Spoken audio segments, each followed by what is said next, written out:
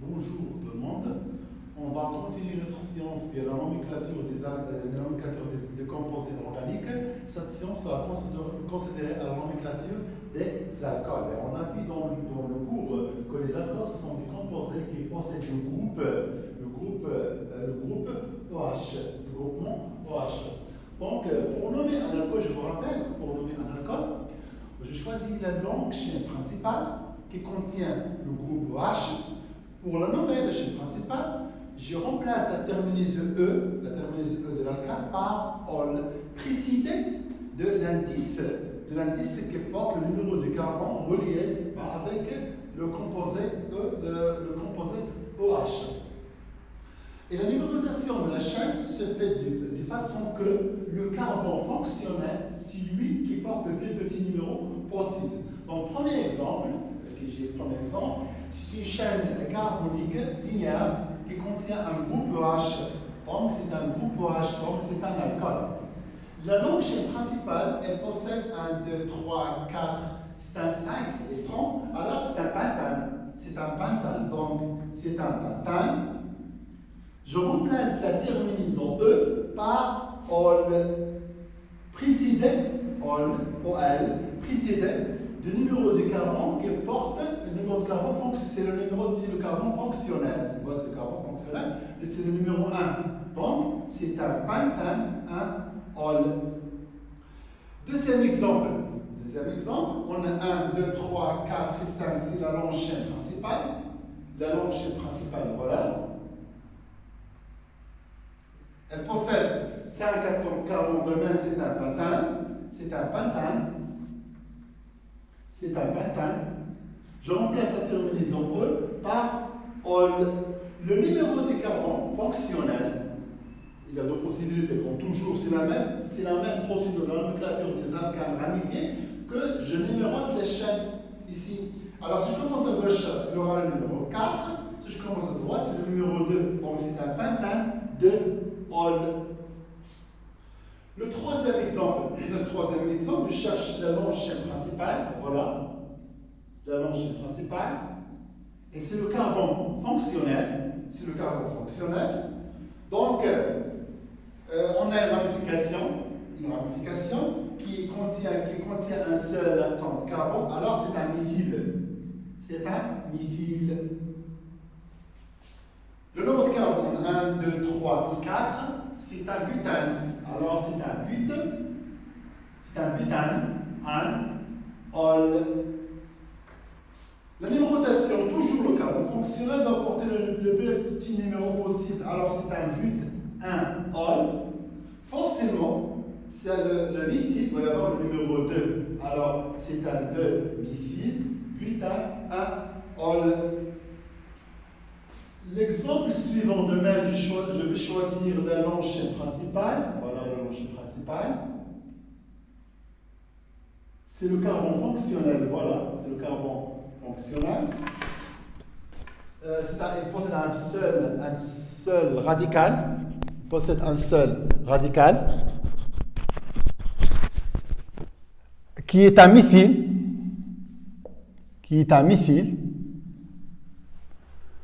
4 atomes de carbone, donc c'est un butane, ol, on ajoute la terminaison ol.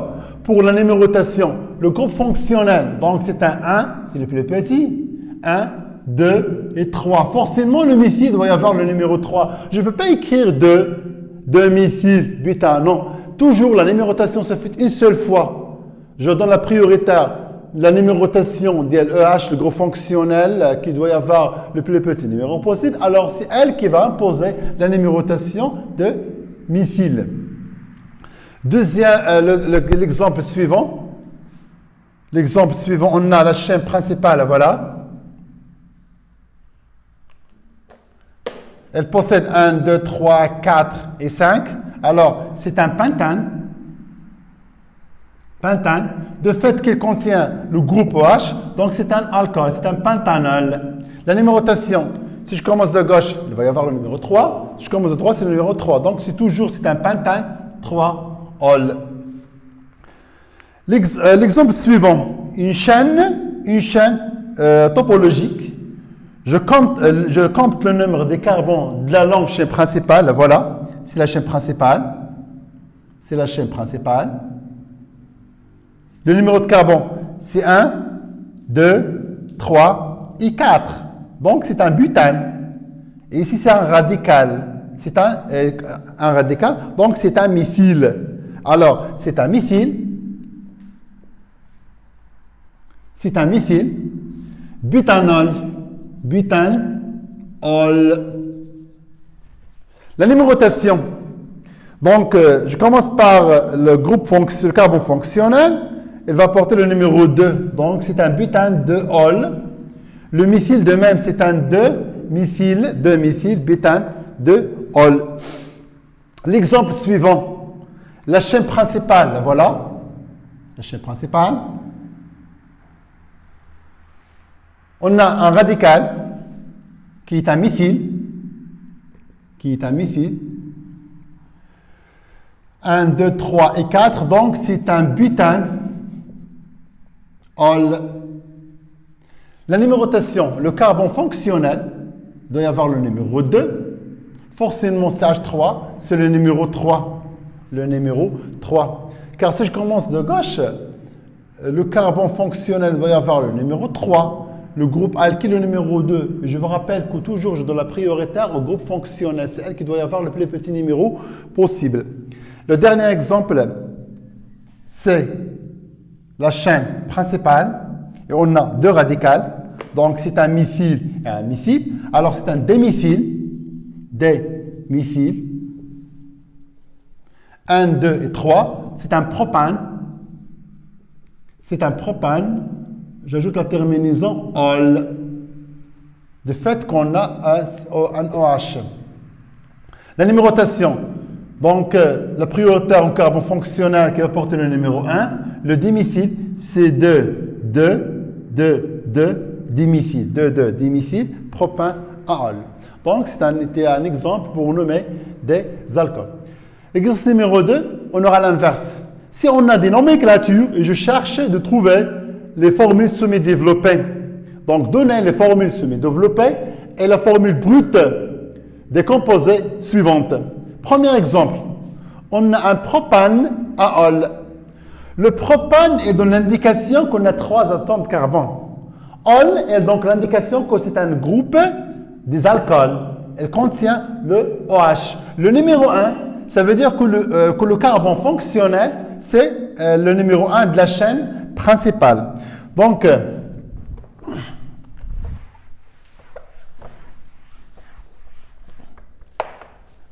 la correction de l'exercice numéro 2. On a un propane, un ol. Propane, c'est 3. 1, 2 et 3. Ol, le numéro 1. Donc, c'est la liaison H. Et je termine. Toujours, j'ai vérifié que mon carbone doit être tétravalent. Alors, tétravalent, qu'il possède 4 liaisons covalentes. Ce carbone, on a CH3, ici un CH2, et ici un CH2. Donc, c'est un propane, un ol. Deuxième exemple. Le deuxième exemple, on a 2 méthyle, butane de ol. Butane, c'est la chaîne principale. Le méthyle, c'est un groupe alkyle. Donc, pour trouver la formule semi-développée, je commence par la chaîne principale. On a un butane. Le butane, elle possède 4 atomes de carbone. Donc, je vais premièrement représenter le squelette carbonique. C'est un butane, on a dit. Donc, c'est un cas. On a 1, 2, 3 et 4. Après la représentation des carbones, je passe à la représentation du groupe de carbone fonctionnel ou bien du groupe OH. C'est un butane de ol. Je vais commencer la numérotation de gauche. Alors, si c'est 1, si c'est le carbone numéro 1, c'est le carbone numéro 2. Donc, c'est OH. C'est le ol. C'est le ol. Le demi-fil, de même, c'est ici. C'est un CH3. Et je continue ma chaîne carbonique du fait que le carbone doit être tétravalent. Alors, ici, je vais lier 3 hydrogènes. Il est bien saturé. 2 hydrogènes. Et ici, c'est 3 hydrogènes. 3 hydrogènes. Le dernier exemple qu'on a, on a 3 éthyl, 3 méthyl, hexane, 1 al. Donc, c'est un 3 éthyl, 3 méthyl, un hexane, un al. Donc, je vais commencer par le hexane. Le hexane, elle possède 6 atomes de carbone. Donc, on a 1, 2, 3, 4, 5 et 6. Un al. Donc, le EH il se trouve dans le carbone numéro 1. Je vais prendre, c'est le numéro 1. Alors, c'est un OH. Voilà, OH. On a 3 éthyl. Le 3 éthyl se trouve dans le carbone numéro 3. Donc, c'est 1, 2 et 3. Alors, c'est C2H5. Le méthyl, le carbone numéro 3, de même, CH3. Et je continue ma chaîne. Pour que le carbone soit tétravalent, ce carbone il doit porter 2 hydrogènes. 2 hydrogènes, il est saturé. Ce carbone, 2 hydrogènes, ce carbone, 2 hydrogènes et ce carbone, 3 hydrogènes. Il me reste l'exercice, le dernier exercice. Le dernier exercice, le pourcentage massique du carbone dans un alcool. Donc, il m'a donné que ce composé est un alcool. Donc, si vous avez, c'est un alcool, je peux écrire en fonction de n la formule brute. C'est la formule brute qui donne renseignement à la relation entre le nombre de carbone et le nombre des hydrogènes. Et 64,86%. Première question, déterminer la formule brute de A. Je cherche la formule brute de A en se basant sur le pourcentage massique du carbone. Le pourcentage massique du carbone, elle m'a donné le pourcentage massique. On va voir comment on va déterminer ce pourcentage massique.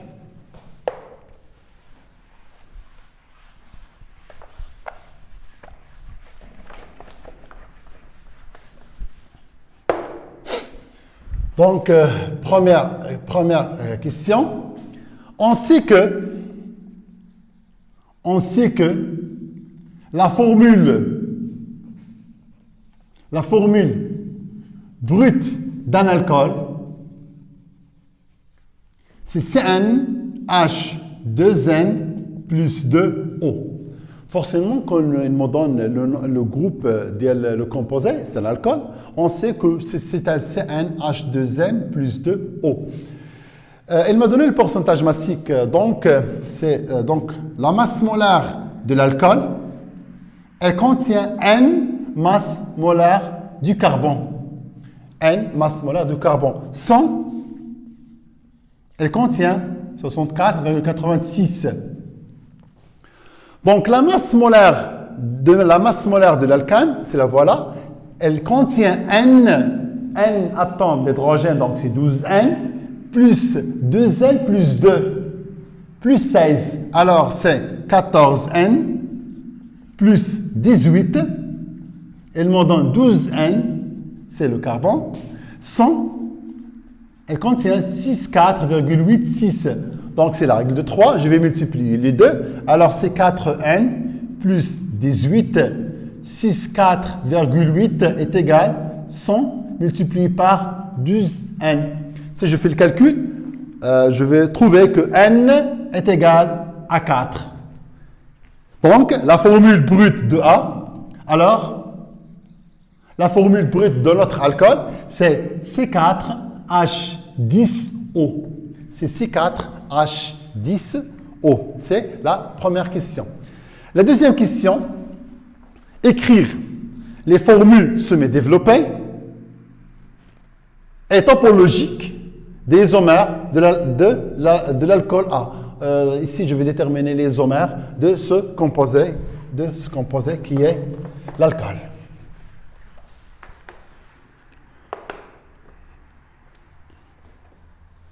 Alors, on a la formule brute, c'est C4H10O, la question numéro 2. Je vais commencer par les chaînes qui sont linéaires. Alors, c'est CH3, CH2, CH2, CH2, et je vais ajouter le EH. Toujours, je vérifie que j'ai la formule brute. On a 1, 2, 3 et 4, c'est 4 atomes de carbone. Les hydrogènes 3 et 2, 6, 5, 2, 6, 7, 7, 2, 6, 9 et 1, 6, 10. Ouais. Le nom de ce composé, 1, 2, 3 et 4, donc c'est un butane. C'est un butane, un ol, un ol. La formule topologique, elle est formée des lignes brisées. Des lignes brisées qui indiquent les sommets des lignes brisées, qui indiquent les carbones. Je représente ni que les carbones ni les hydrogènes. Donc ici j'ai une ligne brisée, la voilà. Ici j'ai une ligne brisée, ici j'ai une ligne brisée. Donc c'est 1, 2, 3 et 4. Mais pour représenter la liaison OH, forcément je l'écris. C'est un OH. C'est un OH. Donc les formules topologiques, je ne représente ni carbone ni hydrogène, mais je représente le groupe OH. Je passe au deuxième, c'est le premier. Je passe au deuxième. Je vais changer la position du groupe OH. Donc c'est un CH3, un CH2, un CH et un CH3. C'est la position du groupe fonctionnel. J'ai changé la position du carbone fonctionnel. Alors c'est un butane. C'est un butane. Le carbone fonctionnel, c'est le numéro 2. Donc, c'est un butane de ol. Pour représenter la formule topologique, ici, on a 3 liaisons.